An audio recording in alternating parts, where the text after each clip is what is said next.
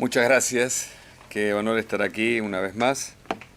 En esta oportunidad, bueno, agradecerle por supuesto a Carlos, Beatriz y a todo el equipo, por supuesto presidente, eh, y los que nos acompañan con cada vez más interés. Lo que el Instituto está haciendo a nivel regional es cada vez más valioso, porque ocurren cosas en la Argentina que son el reflejo de lo que también pasa aquí o que también descubrimos en algunas otras regiones de América. No hace tanto, 25 o 30, porque la justicia está determinando ese dato, aunque parezca increíble, fueron a comprar carfentanilo a una zona del conurbano bonaerense,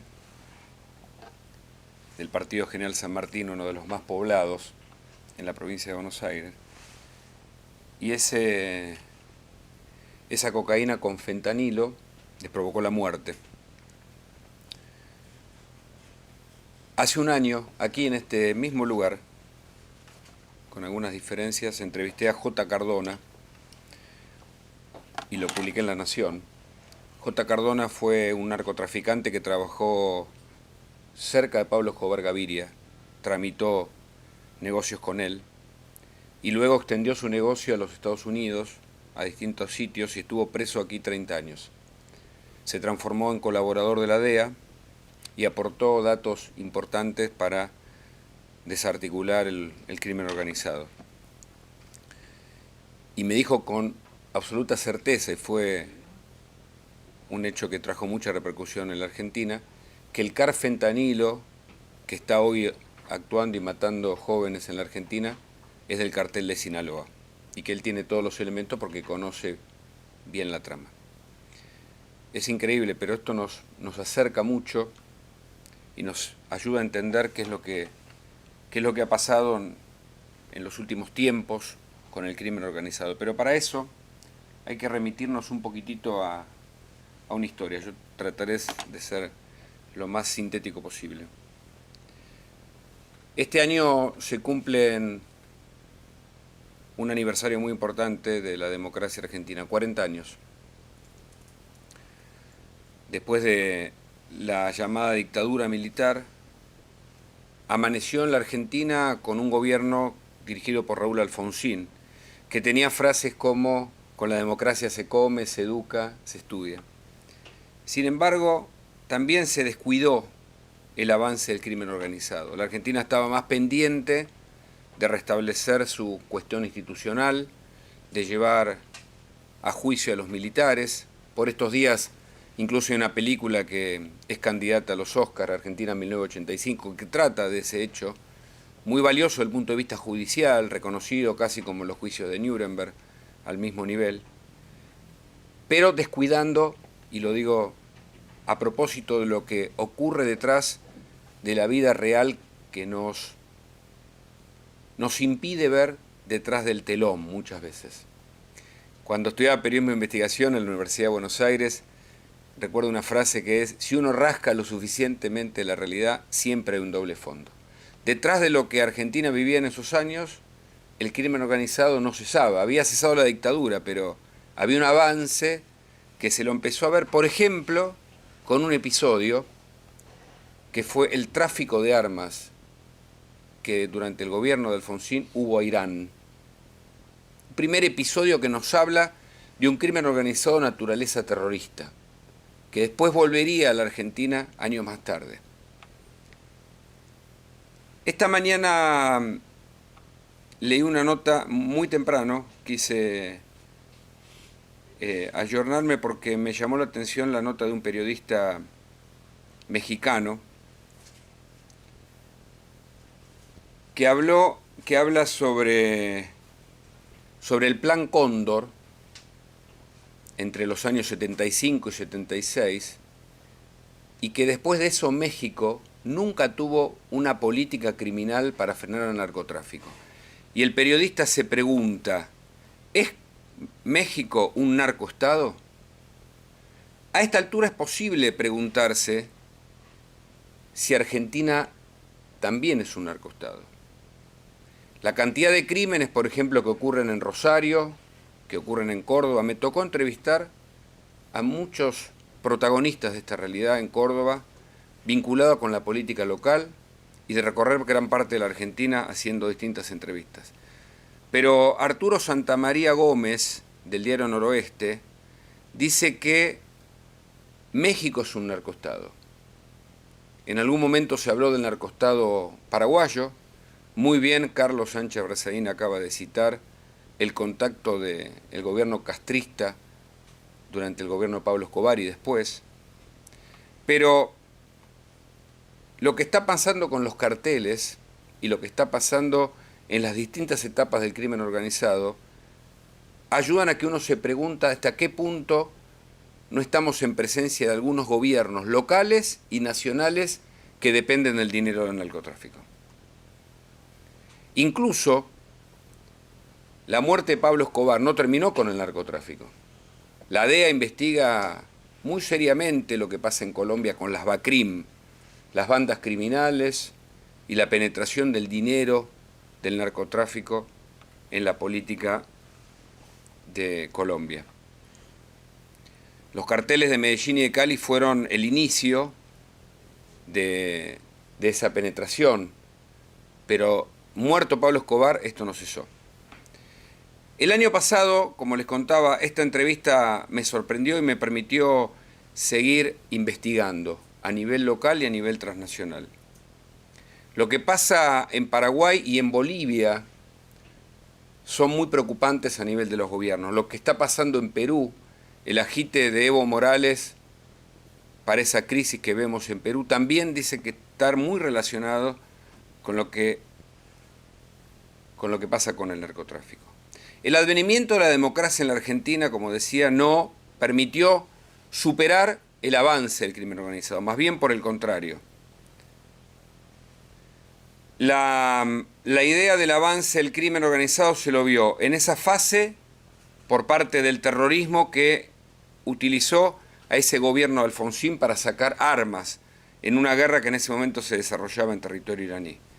Más tarde, el que sucedió a Alfonsín, que fue Menem, empezó a tener otro tipo de relaciones con el terrorismo internacional. Por ejemplo, el tráfico de armas a Ecuador y Croacia en pleno de guerra yugoslavas, o la guerra entre Ecuador y Perú, en el año 92, demostraron lo que ese mismo año ocurriría con la voladura de la Embajada de Israel. Detrás de ese atentado estuvo Hezbollah y también, por supuesto, personas de Irán. Muchas de las personas que volaron en un avión hace muy poco a la Argentina, ese avión que todavía está en la Argentina, el avión Entrasur, que fuentes judiciales indican estuvo reunido con células de Hezbollah en la triple frontera. Recuerda, ¿no?, el avión iraní que despertó mucho interés a nivel regional y por supuesto Estados Unidos tiene una causa y pide que ese avión termine aquí por cuestiones más relacionadas con el terrorismo, pero también comerciales. El avance del crimen organizado en materia terrorista tuvo esos dos primeros episodios durante los 90, cuando mataron a 22 personas en la Embajada de Israel. Hubo 242 heridos. Fue el primer atentado terrorista que sufrió la Argentina. Más tarde, el 18 de julio del 94, ustedes recuerdan, la voladura de la AMIA, la Asociación Mutual Israelita, trajo 85 muertos. Allí, además, estuvo vinculado de Hezbollah y las autoridades iraníes la idea de lo que pasó con Nisman cuando investigó el memorándum de entendimiento, de encubrimiento, que claramente tuvieron autoridades del gobierno kirchnerista para con los responsables de esa voladura. Ese encubrimiento que Nisman iba a denunciar provocó la muerte de Nisman. La muerte que es investigada como un homicidio. El encubrimiento del gobierno kirchnerista y el encubrimiento del gobierno menemista y de Alfonsín también muestran que hay un avance en el terrorismo sobre el territorio argentino. Ese avance vinculado con las armas y con tratados de acuerdos, por supuesto, noxantos, demuestran que cuando al terrorismo no se le cumple, existen episodios inexplicables, como fue la muerte del hijo de Menem, de Carlitos Jr., investigado como un accidente aéreo, pero según su madre, como parte de un atentado. Cristina Fernández de Kirchner y otros, ya en estos años 2000, buscaron en primer lugar la alianza para gobernar la Argentina de manera permanente.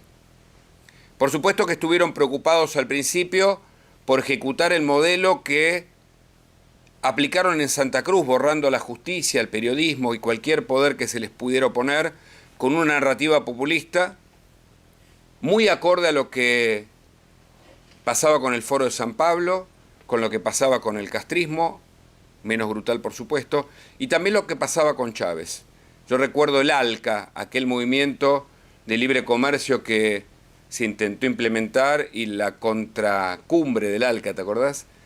En la que se movilizaron los sectores populistas agitados desde el kirchnerismo para evitar ese tratado de libre comercio que explicaría que la Argentina podía ser un país más libre, con un comercio mucho más adecuado. Desde aquel 2003, en el que nace el kirchnerismo, y se cumplen 20 años, el avance del crimen organizado tomó otras dimensiones. Además del terrorismo, aquellos atentados que no solo no se resolvieron, sino que fueron encubiertos a través de un memorándum, según como investiga la justicia, que está pendiente para que decida qué va a hacer con esa causa. Les recuerdo, entre paréntesis, que la venta ilegal de armas del gobierno menemista terminó en un olvido judicial, a tal punto que la Cámara de Casación, el organismo anterior a la Corte Suprema de Justicia, los tuvo que absolver porque la propia justicia determinó que era anticonstitucional mantener un juicio durante más de 25 años. Ese es el tipo de justicia que también ocurre en la Argentina, asediada por el poder de turno. Pero los 2000 fueron más complicados, no solo por la corrupción que hemos descrito y una y otra vez, sino porque un avance brutal, no solo del terrorismo internacional, iraní, chino, que acaba de instalar otra base en la Argentina, la conexión con la Rusia de Putin, la alianza con el Foro de San Pablo y con todos los líderes que el kirchnerismo ha apoyado, sino que el avance brutal fue del narcotráfico. Hasta ese momento, el narcotráfico había desplegado algunos tentáculos, pero sin evidencias contundentes. Ni en los 80 ni en los 90 la Argentina tuvo demasiados crímenes por narcotráfico. A partir de los 2000, los crímenes se multiplicaron. Hubo un episodio en 2008 que fue un antes y un después. Un triple crimen en General Rodríguez. 3 empresarios farmacéuticos, Ford, Sabina y Ferrón, fueron acribillados por sicarios. Tuve la oportunidad de entrevistar al autor intelectual y los autores materiales, por supuesto en la cárcel. Ese triple crimen provino del enorme y brutal negocio de la efedrina en la Argentina.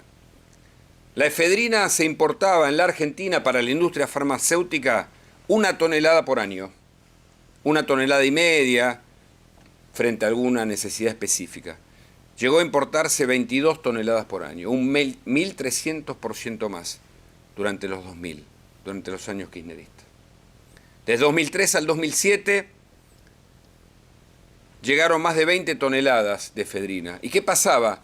¿Quién la controlaba esa efedrina? El Cedronar, el organismo que tiene que regular. Y su titular era el encargado de conectar esa efedrina que llegaba a la Argentina con laboratorios que pagaban campañas políticas y que aparecieron en documentos oficiales, y los laboratorios terminaban en gran medida enviando a los carteles de México esa efedrina, porque México a esa altura ya controlaba el ingreso y el egreso de la efedrina, cosa que no pasaba en la Argentina. Más bien por el contrario. La Argentina era un viva la pepa, y desde el propio gobierno era el comercio de esta droga que produce todos los precursores químicos que conocemos y que matan a tantos jóvenes, y a no tan jóvenes también.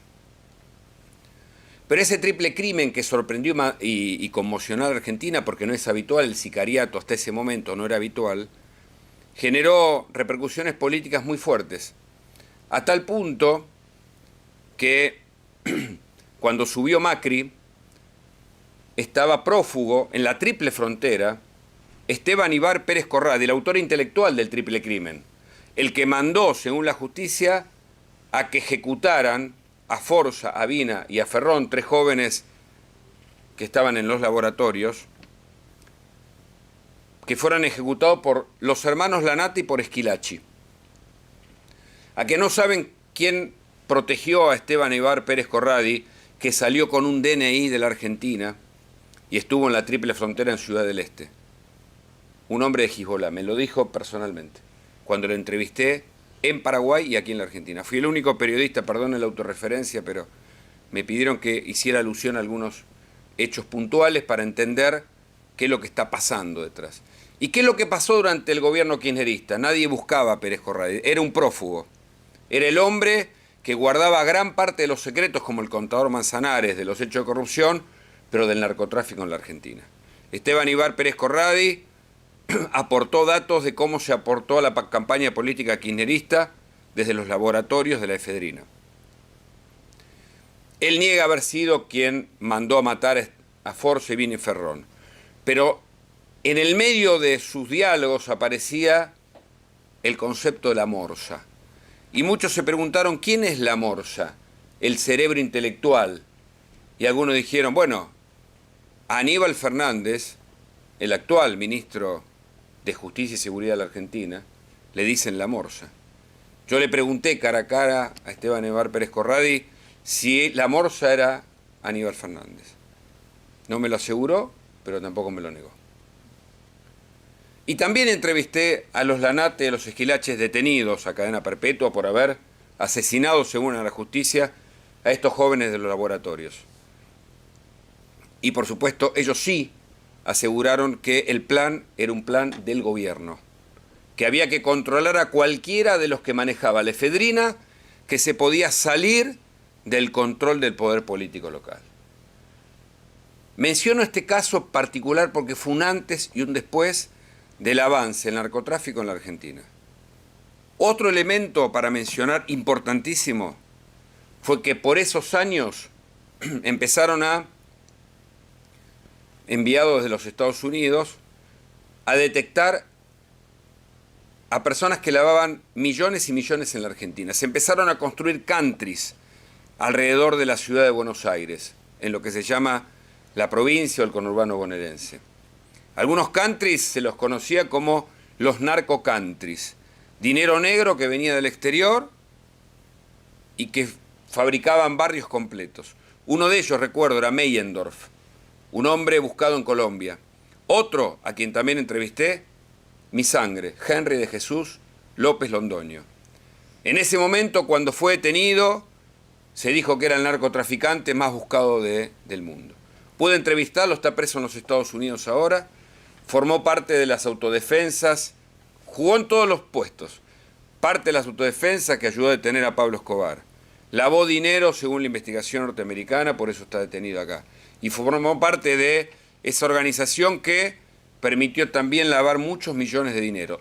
Una fuente, que no puedo revelar por obvias razones, me dijo, sabemos que los narcotraficantes tienen vía libre para lavar dinero en la Argentina.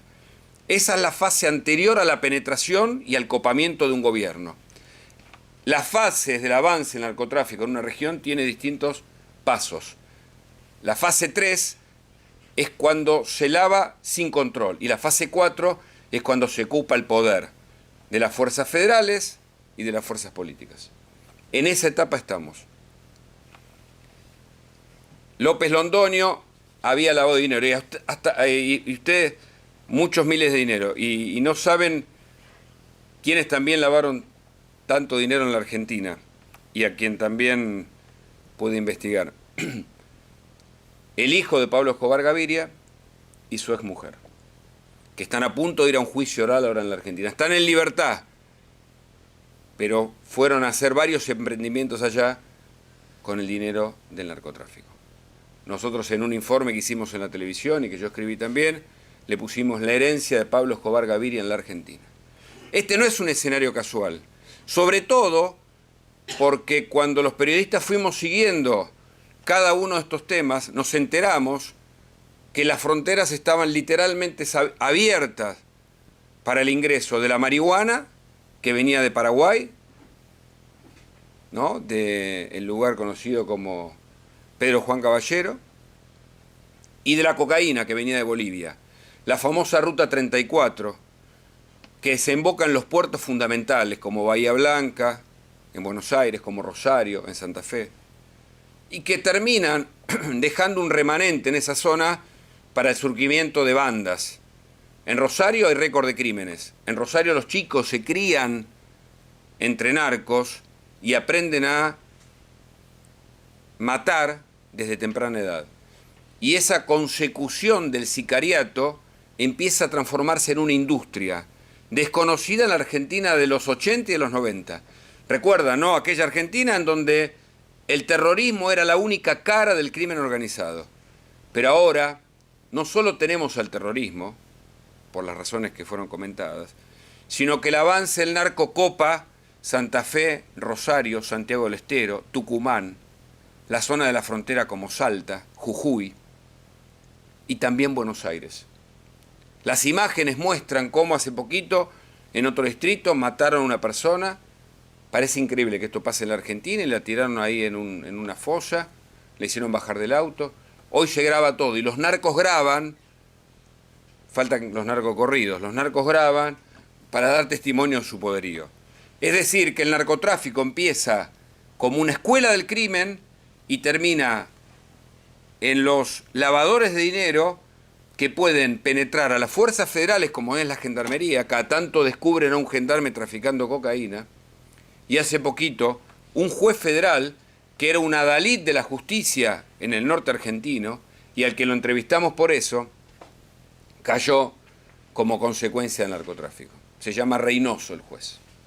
Digo el nombre porque fue una enorme decepción, pero no es el único juez, ni es el único gendarme, ni es el único coronel, ni es el único político. Cada vez son más los que caen bajo el avance del narcotráfico.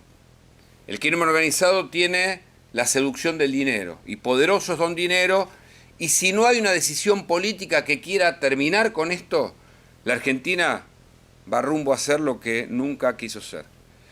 Pero, para ir redondeando, sin extenderme mucho tiempo más, les hablé del terrorismo, les hablé del narcotráfico, y quiero contar algo que es la última de las hipótesis del crimen organizado en la Argentina, en donde se vincula a estos hombres que ponen mucho dinero en la política con algo en cuestionamiento, no solo en la Argentina, sino en la región. Ustedes recordarán la reforma agraria, ¿no?, como concepto general de los países regionales. Bueno, la Argentina se lo planteó de facto, la reforma agraria. La idea de que la propiedad privada no es tan privada. La idea de que hay un sector que fue olvidado y que en todo caso necesita recuperar tierras. Para esto hubo distintos ensayos. La Tupac Amaru, un movimiento campesino y revolucionario en Jujuy, tuvo una líder que es Milagro Sala, que está presa, con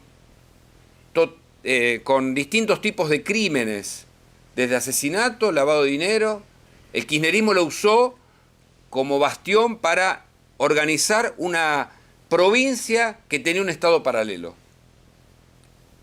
Pude recorrer no hace tanto esa provincia. Se hizo hacer un templo ella. Un templo hecho con roca, algo así como algo incaico que adoptó de algún país. Y debajo todo un pueblo, quería tener su propio pueblo. A las casas le ponía en el tanque el símbolo de la Tupac Amaru. Su pueblo, sus discípulos, su gente, hasta que fue más allá de lo lógico y terminó presa, por la cantidad de causas que se acumularon y porque de algún modo el periodismo no cesó en denunciar estos hechos, y en denunciar, y la justicia investigó. Y finalmente Jujuy frenó en este avance del crimen organizado. Pero esto ahora está pasando en Santiago del Estero, con un movimiento que nació en los 90, que se llamó MOCASE, Movimiento Campesino. Y el MOCASE salió al principio para defender los intereses de algunos hombres que trabajaban la tierra y que eran arrasados por intereses particulares. Pero se transformó en un movimiento de encapuchados a instancia del poder de turno, apoyado por el propio gobernador Morales, un gobernador que se reparte el gobierno entre su mujer y él para permanecer a lo largo del tiempo. Zamora, perdón. Morales es de Jujuy. Morales es de Jujuy. Zamora. Se lo reparte el poder entre él y la mujer y de algún modo están desoyendo cualquier tipo de idea que pueda controlar lo que hacen en esa provincia, en donde hay pistas clandestinas. Hace poquito cayó un avión por una cantidad de kilos de cocaína y el avión no pudieron ponerlo en marcha como corresponde por el paso de combustible y se cayó y la cantidad de kilos, pero la cantidad de pistas clandestinas que hay en Santiago del Estero es impresionante.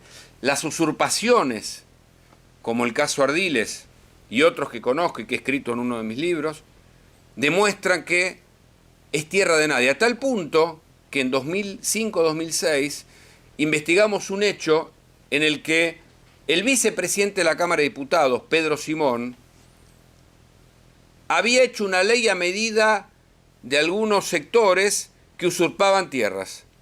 Pedro Simón era vicepresidente de la Cámara de Diputados. No solo, aunque escribimos la nota y fue denunciado, no solo fue sancionado, sino que hoy es el jefe de los fiscales. Y es el hombre que acompaña al juez que impulsó el juicio político a la Corte Suprema de Justicia. Para que entendamos que la idea del crimen organizado ahora va por la tierra y que es una manera que tienen los punteros también del narcotráfico, como han pasado en algunas tierras de la provincia de Buenos Aires, es una forma, cuando se consolida la tierra, se consolida un ejército. Hemos visto a sectores de la población ser capacitados por células de Sendero Luminoso en la Argentina. Así como la FARC tuvo alianza con cierto sector del kirchnerismo y de algunos otros gobiernos en esa idea de la guerrilla y el narcotráfico, ahora mismo hay sectores de la zona urbana que o se deciden por ir a agrupaciones sociales para recibir un plan o se deciden un plan de lucha armada, un plan de acción directa, como pasa con los mapuches en el sur. Otro fenómeno interesante de ser seguido bajo esta óptica del crimen organizado. Pude ser el primer periodista en ingresar a lo que ellos denominan en el sur el pull-off, el territorio sagrado donde se ahogó Santiago Maldonado. Ustedes escucharon aquel hecho, ¿no? Santiago Maldonado, un joven hippie que acompañaba a un grupo de estos encapuchados y pseudo mapuches, liderados por un tal Jones Walla, fue condenado en Chile por violencia y usurpaciones, y ahora fue detenido, que ocupan lugares estratégicos en el sur argentino en combinación con otro tipo de intereses. Lugares en donde, por ejemplo, ahora el gobierno le acaba de donar tierras en Mendoza, lugares claves desde el punto de vista estratégico, energético y también turístico. Avasallan y el gobierno no los sanciona, hace la vista gorda.